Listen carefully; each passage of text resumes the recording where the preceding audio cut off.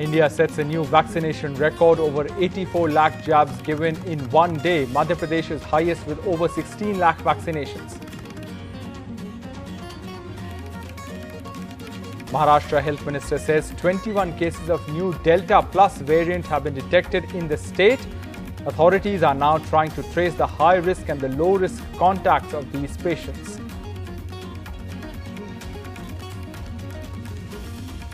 Ahead of Sharad Pawar's opposition meeting, Prashant, who met Pawar on Monday, says that he doesn't think Third Front can successfully challenge the BJP. He rules out association with any such Third Front gathering. Navjot Sidhu breaks his silence, attacks Chief Minister openly. Amrinder Singh is in Delhi to make his case. Rahul Gandhi meets Congress leaders of Punjab. And Yoga Day is celebrated across India. Prime Minister says that yoga gave us inner strength during Corona. There were ministers, film stars performing, and yes, camels too.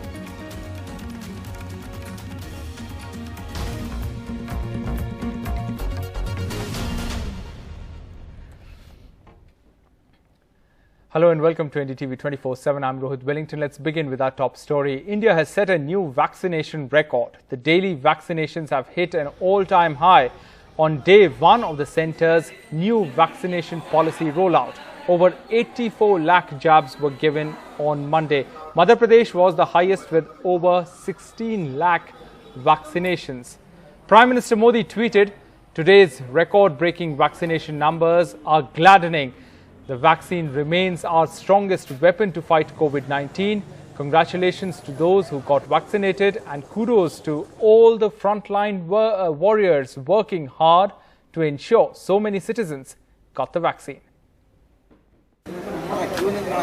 India crossed its highest daily vaccinations today with nearly 80 lakh doses earlier this evening on the first day of a fresh push, making jabs free for all. Karnataka was the front runner with over 9.8 lakh vaccinations today by 7 p.m. while it usually vaccinates 1.5 lakh people daily. Karnataka had set a target of vaccinating up to 7 lakh people today. Opening up almost inevitably leads to a rising number of COVID-19 cases.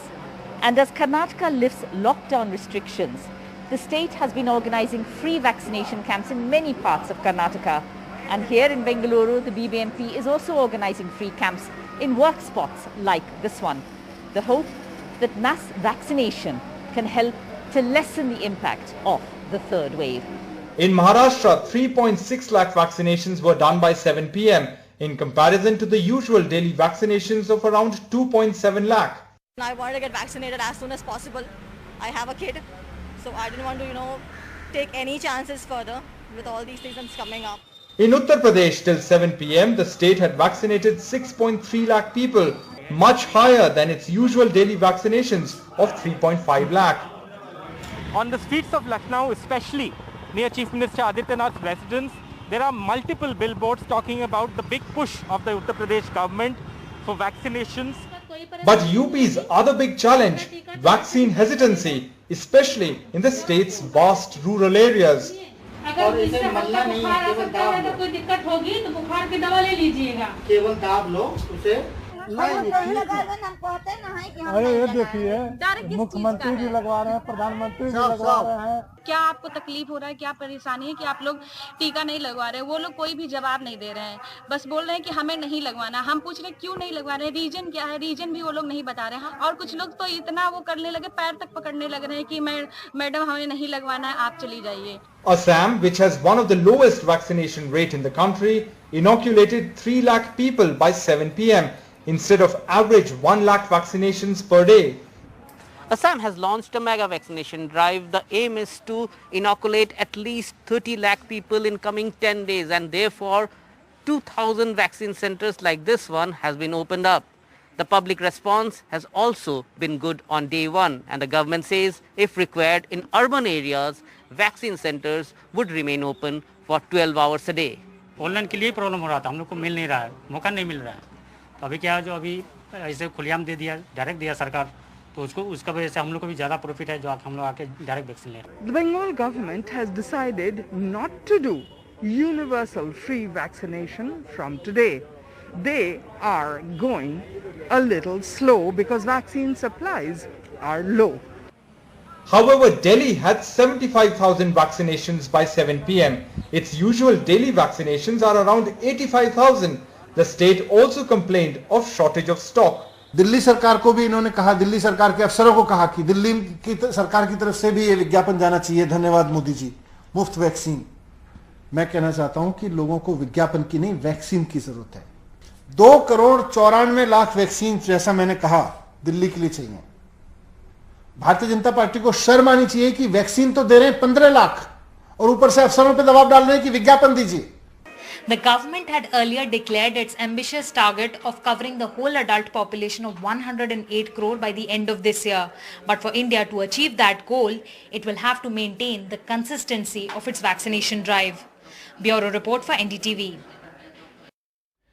Meanwhile, Maharashtra government has said that they have found 21 cases of the new Delta Plus variant of the coronavirus. The authorities are now trying to get the details of their travel history and trace the high-risk and the low-risk contacts of the patients. Remember, AIIMS Director Dr. Randeep Guleria had said that Delta Plus variant could become a variant of concern if unchecked. Variant Delta Plus या संदर्भात मला अशी माहिती सांगावीशी वाटते की साधारणपणे महाराष्ट्राने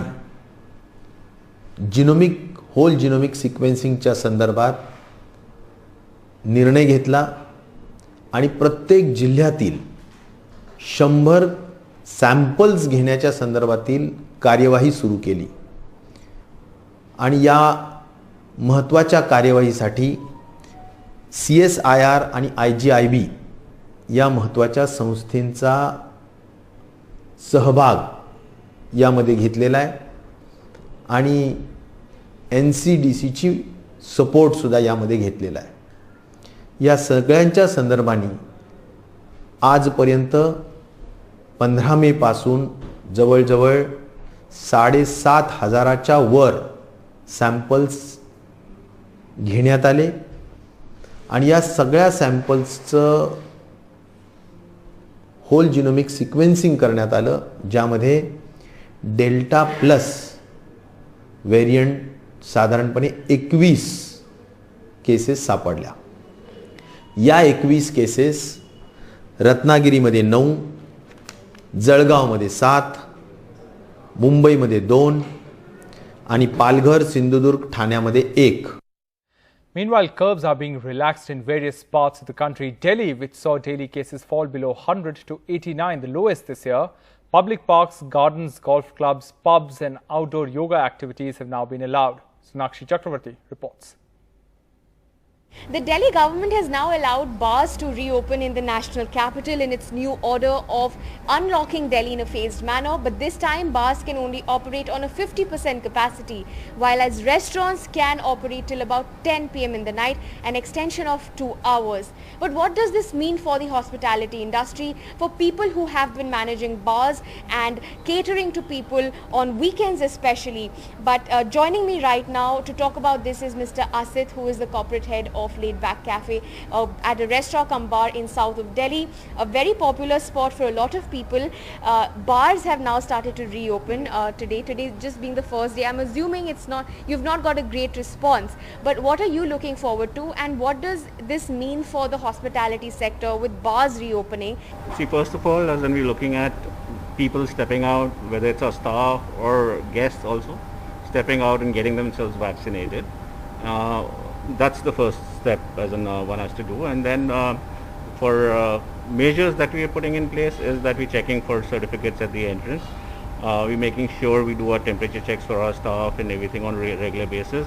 The sanitizers and social distancing norms, tables which are not occupied, we're operating on 50% of the capacity. How do you plan on checking and monitoring a 50% capacity? How do you plan on saying yes and no to customers? See, it's not saying yes and no, you can't be choosy. It's on a first come first serve basis, and once every restaurant has a certain number of license covers, so you cater to 50% of that, and once you have those many people in, that's when you shut entry. Right. And then once people step out, then you re-sanitize and then start all over again. Yeah. By far, restaurants and the hospitality sector employs the most number of people, as in whether it's travel, tourism or hospitality. That's where major employment lies. And people have to come back, and people from all genres, all walks of life, as in work for a restaurant industry, whether how talented or experienced or educated they are, they come and work for us here. With camera person Pooja Arya in Delhi, Shanakshi Chakravarti for NDTV. The biggest political story of the day has been a significant meeting called by Sharad Pawar and Yashwant Sinha in what seemed to be an anti-BJP front. This meeting announcement came right after Sharad Pawar had his second meeting in a week with poll strategist Prashant Kishore. But now there's a mega twist in the tale. Speaking exclusively to NDTV, Prashant Kishore has distanced himself from the third front, saying that it won't work. He said that I don't think third front or fourth front can successfully challenge the BJP. I rule out association with any such third front gathering. Srinivasan Jain has more. Someone who's been in touch with Prashant Kishore for a while, this has been his position from the beginning. He says that he doesn't believe that third or fourth front works. He says that these are all options that have been tried in the past, but they simply do not have the capacity to take on the BJP in 2024. And he completely distances himself from any such attempt to cobble together a third or fourth front. Now, I think what has happened is that because he's been meeting Sharad Pawar, and subsequently this meeting of a smattering of political leaders as well as some intellectuals and others is being called tomorrow, the speculation has built around the fact that it was Prashant Kishore and Sharad Pawar who were together trying to put together some sort of third or fourth front. So I think to clarify the point that he actually is not part of any such exercise, Prashant Kishore has come on record telling me that in fact he wants nothing to do with this. Prashant Kishore telling me that they are very much having hardcore political discussions, going state by state, wargaming, what are the possibilities, what can work and what can't work when it comes to taking on the BJP in 2024. It's just that neither of them believe that the third front model is something that is viable. So what he's trying to essentially say is that he will continue to dig into the trenches when it comes to the long haul of fighting the BJP in 2024. These meetings with Sharad Pawar are a way of both of them getting to familiarize with each other, he tells me, as they continue to hammer out all the various options. This is going to take several such meetings, he says, and it's going to be a long haul. So expect many more such gatherings and many more such meetings with Sharad Pawar, but not of this third front model. Now, the Sharad Pawar's move comes amid mixed signals from the alliance partners in Maharashtra. Congress leader Prithviraj Chavan has said that the next chief minister will be a Congress chief minister. This a day after a Sena MLA wrote to Uddhav Thackeray saying that Sena should join hands with the BJP. With the Maharashtra Chief Minister Uddhav Thackeray making a pointed reference to Congress leaders indicating they will fight alone, the state chief of the party clarified his statement, insisting that the Shiv Sena Congress are together for the full 5-year term of this government. हमारी नेता सोनिया जी गांधी ने स्पष्ट कहा था कि हम BJP को रोकने के लिए सरकार में शामिल हुए और पूरे 5 साल ये सरकार के साथ हम लोग रहेंगे। रहा इंडिपेंडेंट चुनाव लड़ना, ये महाराष्ट्र में अलायंस में भी ये कोई नई बात नहीं है। लास्ट बीजेपी शिवसेना सरकार में भी लोकल बॉडीज इलेक्शन पूरे इंडिपेंडेंट लड़े गए थे। कांग्रेस राष्ट्रवादी का भी जब अलायंस रहा तब भी ऐसा हुआ था और ये कोई गलत हम लोग कर रहे हैं ऐसा नहीं। Uddhav Thackeray took a jibe at the Congress without naming Patole, while refraining from attacking the BJP in his speech to his partymen on the Shiv Sena's 55th Foundation Day. Post covid हे जे काय वातावरण आहे की माझं काय होणार या एका चिंतेने देशातील सर्व नागरिक हे अस्वस्थ आहेत, चिंतामग्न आहेत आणि त्यांची अस्वस्थता आपण लक्षात न घेता केवळ स्वबळाचा नारा दिला, एका हाती सत्ता आणू, लोक जोड्याने आणतील, लोक म्हणतील की तुझी सत्ता आणि स्वबळ ठेव, तुझ्याकडे पहिलं मला भाकरी कशी देणार ते सांग, माझ्या रोजीरोटीचं काय ते सांग. Coming days after his one-on-one meeting with the Prime Minister, these developments have fueled speculation that a Sena-BJP patch-up is on the cards. An editorial in Sena mouthpiece Samna described Prime Minister Modi as the tallest leader of the country and BJP. A Sena MLA Pratap Sarnaik wrote to Uddhav Thackeray to patch up with the BJP. And Maharashtra BJP President Chandrakant Patil's comments saying that if Uddhav Thackeray intends to listen to his MLA, the doors are open for a tie-up. However, all three parties are denying any rift and claim all is well. Mahavikas Aghadi में जो 3 प्रमुख दल शामिल है, कांग्रेस और NCP, Shiv Sena तो है, हम तीनों एक दूसरे के साथ बहुत मजबूती से खड़े हैं और खड़े रहेंगे। ये सरकार चलाने की कमिटमेंट 5 साल की है। चाहे कि बाहर के लोग जो है, जो सरकार बनाना चाहते हैं, जिनकी सत्ता चले जाने से बहुत ही उनको पेट में दर्द है, वो लोग चाहे कितने भी कोशिश करें, लेकिन ये सरकार 5 साल चलेगी। कांग्रेस, एनसीपी और शिवसेना में दरार डालने की कितनी भी कोशिश हो, कामयाब नहीं होगी। The reality is that everyone's looking at 2024, the next big parliamentary elections, which is why there is massive posturing between parties of the Maharashtra Vikas Aghadi, and nothing's been decided yet. In Mumbai, with Sohit Mishra, Saurabh Gupta, NDTV. The other big story, Navjot Singh Sidhu, whose revolt threatens to inflict major damage on the Congress as it fights for re-election in Punjab next year, said that he was willing to work with Amarinder Singh, but added a condition for his in-house adversary. "I'm always ready to work with him, but if issues are resolved," he said. This on a day Punjab Chief Minister Captain Amarinder Singh was called to Delhi for the second time by a Congress panel which is trying to resolve the infighting. Allegation being put on you. Why didn't you raise your voice? What allegation? Why didn't you raise your voice? I am raising voice. The president said, review those. Every MLA says, review those. 78 MLA say, review them. Am I the president? Or am I the PPCC president? You are one of the claimants. Hang on, I don't claim anything. Nonsense. Talk sense. Tell him. Prove one thing. One position that I've asked for in the last 17 years, I've given up 10. Talk of giving jobs to the MLA sons, the elitist class. Who is he to stop Navjot Singh Sidhu and closing doors on Navjot Singh Sidhu? So he will close doors. Who opened the doors for him? I gave up a Rajya Sabha. The entire Prashant Kishore came 60 times. Did I want to come? All right. What happened to him? He lost his deposit. He lost 3 elections. He made his own party. He threatened the High Command. And after losing his deposit, he goes to Delhi. Is he Taksali? He goes to Delhi and Madam Sonia makes him president in 6 months. Are you ready to work with Amarinder Singh? मैं क्या रहा हूँ? When I'm saying I'm walking behind him? Only if the issues are resolved. Oh, that's it.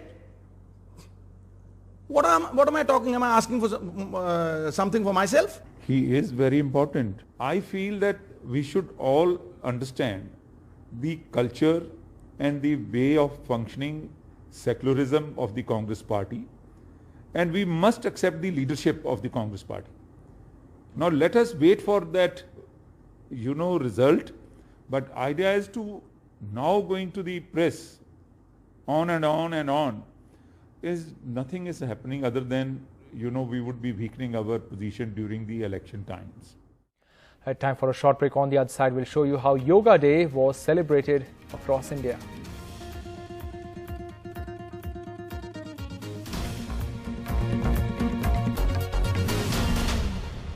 And finally, here's how the Yoga Day was celebrated across India and the world.